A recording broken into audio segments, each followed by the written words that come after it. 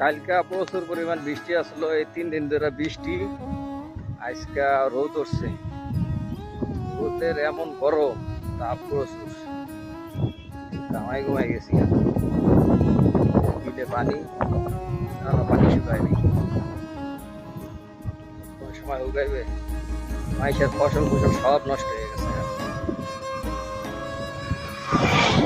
ডাইল লাগাইছি, ডাইল খাতে উঠে গেছে পানি, পানিতে সব নষ্ট হয়ে গেছে। সবার ফসলের অবস্থা খারাপ, খারাপ মানে প্রচুর খারাপ। 7 বিঘা ডাইল লাগাইছি, পাইছি 1.5 মণ। এবার ফুল করা আছিল, সব বৃষ্টিতে ডুবাই গেলাইছে।